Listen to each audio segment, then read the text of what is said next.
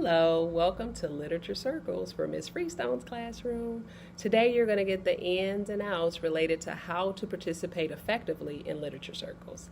We're going to get started by reviewing some of the expectations for what you do when you're working in your literature circles. There are two paradigms which relate to how the group will run. The first one requires you to focus on a specific, such as a character, the setting, or etc. And that will be determined initially by Ms. Freestone. Sorry, free choice will come later. The next paradigm involves you taking on a variety of roles within your group so that you can share information and comment that way. So for example, I might be the summarizer and Ms. Freestone might be the illustrator. You're going to get more information related to the different roles on your task cards coming up here soon. So what you want to consider when you move into your literature circle is, what are we doing today? Something shared, or do I have a specific role? Next, we'll be talking about how you need to speak to each other or with each other in your group. So we're going to be following Socratic seminar rules, and after you speak for no more than 30 seconds, it will be everybody else's turn. So everyone takes a turn, and then you may speak again and say your point. Okay. The next thing you'll want to know, of course, is what will you do? So besides talking, what will you be responsible for? Will this be graded? I'm so glad you asked that question. Sometimes your teacher may want to get grades from your work. That requires you to complete a learning log. A learning log is simply a directed chart that your teacher allows you to fill in before you discuss information so that you are prepared to discuss with sophistication. So remember short answer responses or open-ended responses where you answered a question, you backed it up, and then you clarify with explanations? That's kind of what you'll be doing with your literature circle. So you will have time to prepare every time you have lit circles, but then you'll take that information and turn it into a discussion.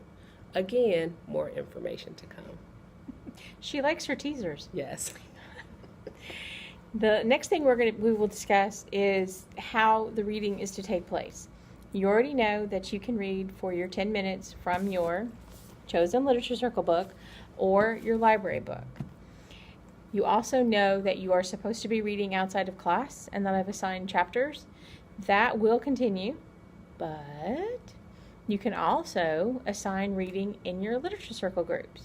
So if you guys decide as a group you want to read another 3 chapters ahead of where I've already asked you to read, great, do it. That's awesome. Yes. You're going to find that you're going to be so engaged in what you're doing that it's going to become natural, so you won't have to worry about a thing. Now, let's get ready to discuss your first assignment, which is text connections. There are 3 text connections: text to self, text to world, and text to text. So when you're working to make your connections, you want to consider the following. When you're making a text-to-text connection, you want to consider, what is it in the text that intrigues me or stands out? So it will probably be something about either the character or the conflict. Once you've decided what you will focus on, then you need to think of another text where there's a similar character or there's a similar conflict. So when we say text, just remember, it's not just a book or a magazine. It could be a television program or a play or even a video game, because those genres were written before they actually came to life where you can actually view them. Okay. The next thing to consider is text to self. So for text to self, we'll be staying with characterization and conflict. So you will make some kind of a connection between what you've read and maybe a similar character trait that you may hold, and you'll explain that using text evidence. Text evidence is key. Yeah, very key. And the other for conflict, again, in this, we know he's got powers, he's got typical teenage angst.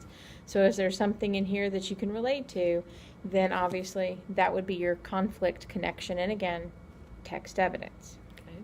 Finally, we have text to world. And again, you are making a connection between the text and something in the world. So this is pretty broad. That means that you can make a connection to some person in the text and any other person in the world outside of yourself. That can be a family member, a friend, someone you heard about on the news, someone in social media that you became familiar with, even someone in a meme. Okay, something in the world that you've seen before or heard of before, or a conflict from the text and something in the world that you're familiar with outside of your own experience. I am so excited about Literature Circles. Me too. I hope you are too. Please let us know if you have any questions, and I can't wait to come and watch you. Good luck.